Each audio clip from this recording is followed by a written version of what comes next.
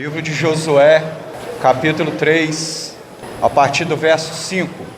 Disse Josué também ao povo: santificai-vos, porque amanhã fará o Senhor maravilha no meio de vós. E falou Josué aos sacerdotes, dizendo: levantai a arca do concerto e passai adiante deste povo. Levantaram, pois, a arca do concerto e foram andando adiante do povo. E o verso 10: disse mais Josué: nisto conhecereis que o Deus vivo está no meio de vós, e que de todo lançará diante de vós os cananeus, os heteus, os heveus, os ferezeus, girgazeus, amorreus e jebuseus. Palavras do Senhor. A Bíblia nos ensina que a arca da aliança, quando estava no meio do povo, representava a própria presença do Deus vivo, do Deus santo. E eu fico imaginando que experiência maravilhosa deveria ser para o povo de Israel, para o povo hebreu, naquele tempo, naquele contexto, experimentar da presença de Deus da maneira como eles experimentaram, literalmente falando.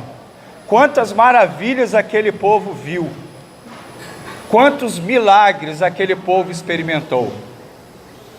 E aqui no capítulo 3 do livro de Josué, a palavra nos narra a respeito da travessia, a passagem do rio Jordão, onde os levitas, os sacerdotes, levavam a arca do Senhor, que era a presença de Deus, e a arca, o próprio Deus, ia diante do seu povo.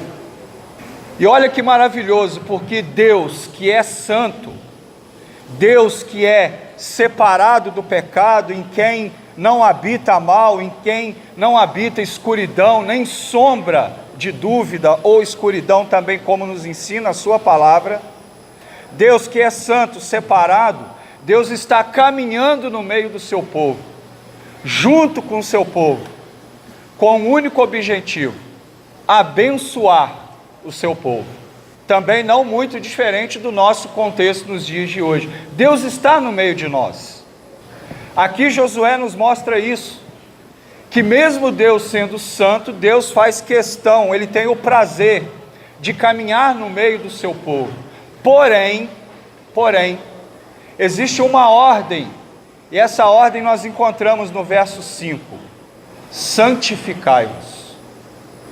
Essa ordem ela parte de Deus para Josué, e Josué transmite essa ordem para o povo. O povo hebreu precisava, queridos, estar totalmente separados, livres do pecado, e Deus dá essa ordem para o povo: olha, santificai-vos, porque amanhã farei maravilhas no meio de vós. Como nós temos nos preparado para um dia estarmos na presença do nosso Pai? Como nós temos preparado a nossa caminhada, a nossa vida, o nosso coração? Como nós temos nos preparado para um dia estar diante dEle, para dar conta de tudo aquilo que fazemos, pensamos, de tudo aquilo que somos? Isso não é um questionamento meu, isso não é uma pergunta minha. Isso é um questionamento da palavra de Deus, não à toa que esta mesma palavra vai dizer: o que tens preparado e para quem será? Hoje, assim como naquele contexto também, nós também somos o povo de Deus. Somos nação santa, povo adquirido pelo sangue do Cordeiro.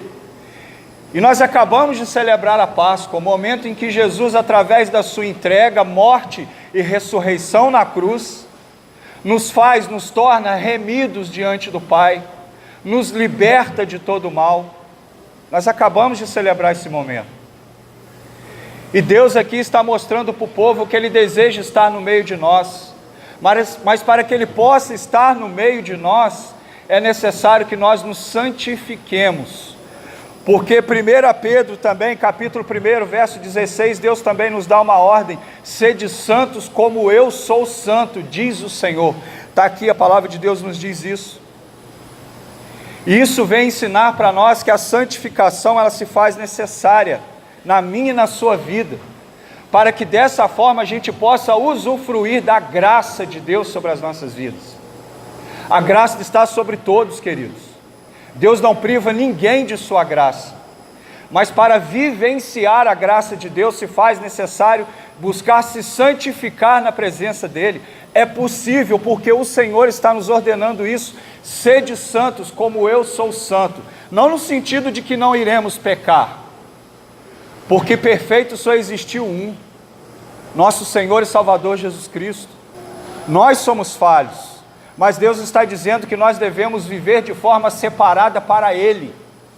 E aqui nessa passagem do capítulo 3 de Josué, Josué também nos traz essa lição, a partir da ordenança que encontramos no verso 5, santificai-vos. Hebreus também, capítulo 12, verso 14, diz o seguinte: esforcem-se para viver em paz com todos e para serem santos. Por quê? O escritor de Hebreus conclui dizendo: porque sem santidade ninguém verá o Senhor.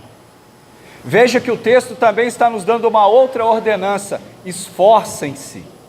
E aqui, quando o escritor de Hebreus, no capítulo 12, verso 14, diz que nós devemos nos esforçar, significa que este mesmo esforço parte de um esforço próprio, que se dá a partir da minha e da sua escolha em buscar a santidade. E como é que eu busco a santidade para a minha vida no contexto em que vivemos hoje? A partir da prática da leitura da palavra de Deus, a partir da prática das orações, a partir da prática em comunhão com o meu próximo e principalmente com a minha igreja, e principalmente também a partir da minha vivência para com a palavra de Deus. Então a palavra de Deus nessa manhã para nós ela é clara. Primeiro, Deus diz que é possível, porque nós devemos nos esforçar para que através do nosso esforço pessoal, da nossa decisão de querer buscar, é possível ser santo como Ele é santo. E no outro contexto, para encerrar, nós devemos partir da premissa do que nos diz o verso 5, através da ordem de Josué ao povo, e essa ordem vem de Deus: santificai-vos, porque amanhã fará o Senhor maravilhas no meio de vós. Que nós possamos buscar a santidade para as nossas vidas, que de fato venhamos a ser santos, assim como santo é o nosso poderoso Deus. Amém? Que Deus te abençoe no nome de Jesus.